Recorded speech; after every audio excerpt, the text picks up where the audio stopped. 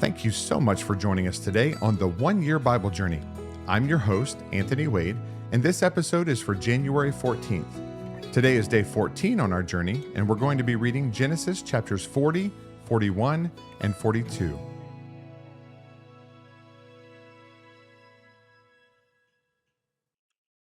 Genesis chapter 40. It came to pass after these things that the butler and the baker of the king of Egypt offended their lord, the king of Egypt. And Pharaoh was angry with his two officers, the chief butler and the chief baker. So he put them in custody in the house of the captain of the guard, in the prison, the place where Joseph was confined. And the captain of the guard charged Joseph with them, and he served them, so they were in custody for a while. Then the butler and the baker of the king of Egypt, who were confined in the prison, had a dream.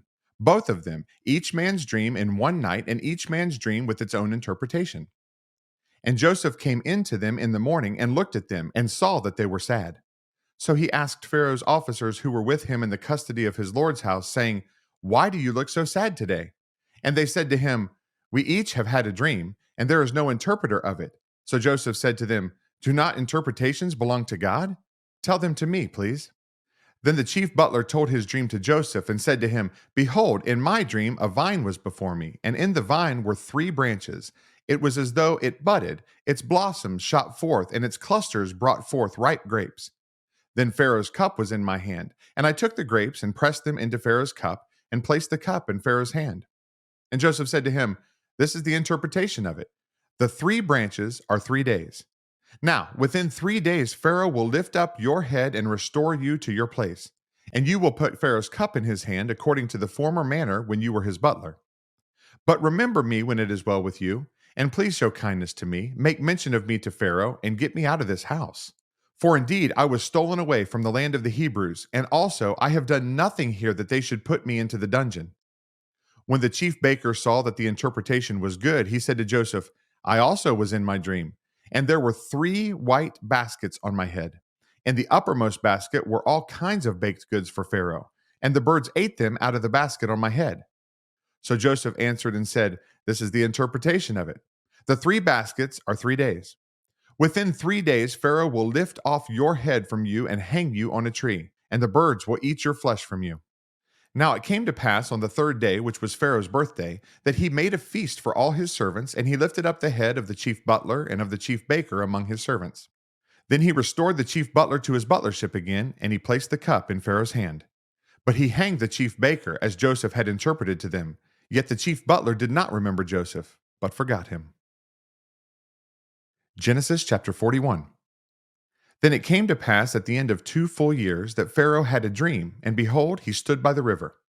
Suddenly there came up out of the river 7 cows, fine looking and fat, and they fed in the meadow. Then behold, 7 other cows came up after them out of the river, ugly and gaunt, and stood by the other cows on the bank of the river. And the ugly and gaunt cows ate up the 7 fine looking and fat cows. So Pharaoh awoke. He slept and dreamed a second time, and suddenly 7 heads of grain came up on one stalk, plump and good. Then behold, 7 thin heads, blighted by the east wind, sprang up after them. And the 7 thin heads devoured the 7 plump and full heads. So Pharaoh awoke, and indeed it was a dream. Now it came to pass in the morning that his spirit was troubled, and he sent and called for all the magicians of Egypt and all its wise men. And Pharaoh told them his dreams, but there was no one who could interpret them for Pharaoh. Then the chief butler spoke to Pharaoh, saying, "I remember my faults this day. When Pharaoh was angry with his servants and put me in custody in the house of the captain of the guard, both me and the chief baker, we each had a dream in one night, he and I. Each of us dreamed according to the interpretation of his own dream. Now there was a young Hebrew man with us there, a servant of the captain of the guard, and we told him, and he interpreted our dreams for us. To each man he interpreted according to his own dream.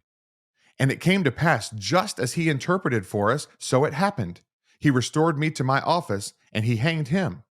Then Pharaoh sent and called Joseph, and they brought him quickly out of the dungeon. And he shaved, changed his clothing, and came to Pharaoh. And Pharaoh said to Joseph, "I have had a dream, and there is no one who can interpret it. But I have heard it said of you that you can understand a dream to interpret it." So Joseph answered Pharaoh, saying, "It is not in me. God will give Pharaoh an answer of peace." Then Pharaoh said to Joseph, "Behold, in my dream I stood on the bank of the river." Suddenly 7 cows came up out of the river, fine looking and fat, and they fed in the meadow. Then behold, 7 other cows came up after them, poor and very ugly and gaunt, such ugliness as I have never seen in all the land of Egypt. And the gaunt and ugly cows ate up the first 7, the fat cows. When they had eaten them up, no one would have known that they had eaten them, for they were just as ugly as at the beginning. So I awoke. Also, I saw in my dream, and suddenly 7 heads came up on one stalk, full and good. Then behold, 7 heads, withered, thin, and blighted by the east wind, sprang up after them. And the thin heads devoured the 7 good heads. So I told this to the magicians, but there was no one who could explain it to me. Then Joseph said to Pharaoh, "The dreams of Pharaoh are one. God has shown Pharaoh what he is about to do. The 7 good cows are 7 years, and the 7 good heads are 7 years. The dreams are one. And the 7 thin and ugly cows which came up after them are 7 years, and the 7 empty heads blighted by the east wind are 7 years of famine. This is the thing which I have spoken to Pharaoh. God has shown Pharaoh what he is about to do. Indeed, 7 years of great plenty will come throughout all the land of Egypt. But after them, 7 years of famine will arise, and all the plenty will be forgotten in the land of Egypt, and the famine will deplete the land. So the plenty will not be known in the land because of the famine following, for it will be very severe. And the dream was repeated to Pharaoh twice because the thing is established by God, and God will shortly bring it to pass. Now, therefore, let Pharaoh select a discerning and wise man and set him over the land of Egypt. Let Pharaoh do this, and let him appoint officers over the land to collect 1/5 of the produce of the land of Egypt in the 7 plentiful years. And let them gather all the food of those good years that are coming, and store up grain under the authority of Pharaoh, and let them keep food in the cities. Then that food shall be as a reserve for the land for the 7 years of famine which shall be in the land of Egypt, that the land may not perish during the famine. So the advice was good in the eyes of Pharaoh and in the eyes of all his servants. And Pharaoh said to his servants, "Can we find such a one as this, a man in whom is the Spirit of God?" Then Pharaoh said to Joseph, "Inasmuch as God has shown you all this, there is no one as discerning and wise as you. You shall be over my house, and all my people shall be ruled according to your word. Only in regard to the throne will I be greater than you." And Pharaoh said to Joseph, "See, I have set you over all the land of Egypt." Then Pharaoh took his signet ring off his hand and put it on Joseph's hand. And he clothed him in garments of fine linen and put a gold chain around his neck. And he had him ride in the second chariot which he had. And they cried out before him, "Bow the knee." So he set him over all the land of Egypt. Pharaoh also said to Joseph, "I am Pharaoh, and without your consent, no man may lift his hand or foot in all the land of Egypt." And Pharaoh called Joseph's name Zaphnath Paaneah, and he gave him as a wife Asenath, the daughter of Potipherah, priest of On. So Joseph went out over all the land of Egypt. Joseph was 30 years old when he stood before Pharaoh, king of Egypt. And Joseph went out from the presence of Pharaoh and went throughout all the land of Egypt. Now in the 7 plentiful years, the ground brought forth abundantly. So he gathered up all the food of the 7 years which were in the land of Egypt and laid up the food in the cities. He laid up in every city the food of the fields which surrounded them. Joseph gathered very much grain as the sand of the sea until he stopped counting, for it was immeasurable. And to Joseph were born 2 sons before the years of famine came, whom Asenath, the daughter of Potipherah, priest of On, bore to him. Joseph called the name of the firstborn Manasseh, for God has made me forget all my toil and all my father's house. And the name of the second he called Ephraim, for God has caused me to be fruitful in the land of my affliction. Then the 7 years of plenty which were in the land of Egypt ended, and the 7 years of famine began to come, as Joseph had said. The famine was in all lands, but in all the land of Egypt there was bread. So when all the land of Egypt was famished, the people cried to Pharaoh for bread.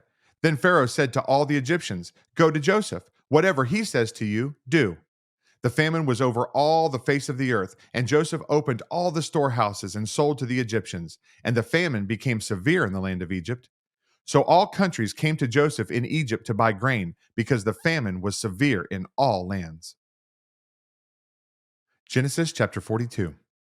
When Jacob saw that there was grain in Egypt, Jacob said to his sons, "Why do you look at one another?" And he said, "Indeed, I have heard that there is grain in Egypt. Go down to that place and buy for us there, that we may live and not die." So Joseph's 10 brothers went down to buy grain in Egypt. But Jacob did not send Joseph's brother Benjamin with his brothers, for he said, "Lest some calamity befall him." And the sons of Israel went to buy grain among those who journeyed, for the famine was in the land of Canaan.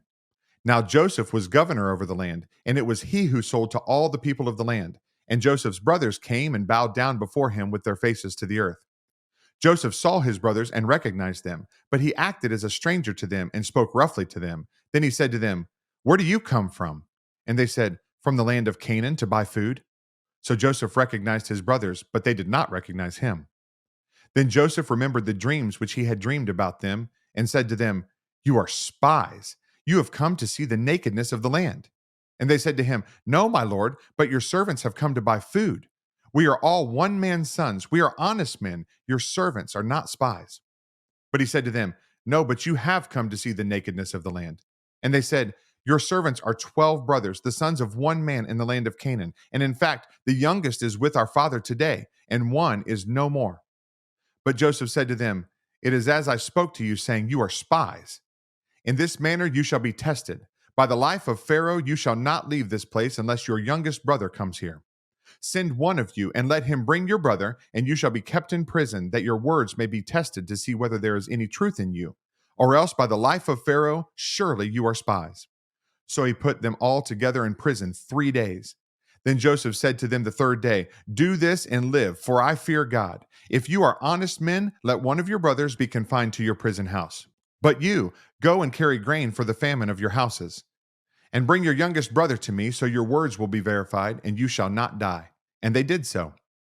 Then they said to one another, "We are truly guilty concerning our brother, for we saw the anguish of his soul when he pleaded with us, and we would not hear. Therefore this distress has come upon us." And Reuben answered them, saying, "Did I not speak to you, saying, 'Do not sin against the boy'? And you would not listen. Therefore, behold, his blood is now required of us." But they did not know that Joseph understood them, for he spoke to them through an interpreter. And he turned himself away from them and wept. Then he returned to them again and talked with them. And he took Simeon from them and bound him before their eyes.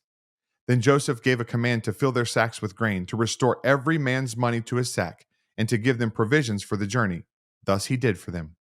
So they loaded their donkeys with the grain and departed from there. But as one of them opened his sack to give his donkey feed at the encampment, he saw his money, and there it was in the mouth of his sack. So he said to his brothers, "My money has been restored, and there it is in my sack." Then their hearts failed them, and they were afraid, saying to one another, "What is this that God has done to us?" Then they went to Jacob their father in the land of Canaan and told him all that had happened to them, saying, "The man who is lord over the land spoke roughly to us and took us for spies of the country. But we said to him, 'We are honest men, we are not spies. We are 12 brothers, sons of our father. One is no more, and the youngest is with our father this day in the land of Canaan.' Then the man, the lord of the country, said to us, 'By this I will know that you are honest men. Leave one of your brothers here with me, take food for the famine of your households, and be gone. And bring your youngest brother to me, so I shall know that you are not spies, but that you are honest men. I will grant your brother to you, and you may trade in the land.' Then it happened as they emptied their sacks that surprisingly each man's bundle of money was in his sack. And when they and their father saw the bundles of money, they were afraid. And Jacob their father said to them, 'You have bereaved me. Joseph is no more, Simeon is no more, and you want to take Benjamin? All these things are against me.'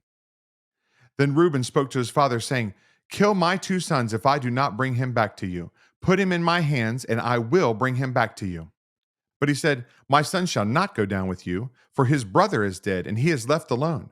If any calamity should befall him along the way in which you go, then you would bring down my gray hair with sorrow to the grave.'" Thanks again for joining us on this amazing journey through the Bible. For additional resources to help you grow in your walk of faith, please visit our website at anthonywade.org. Have a blessed day, and remember that Jesus is Lord and you are complete in Him.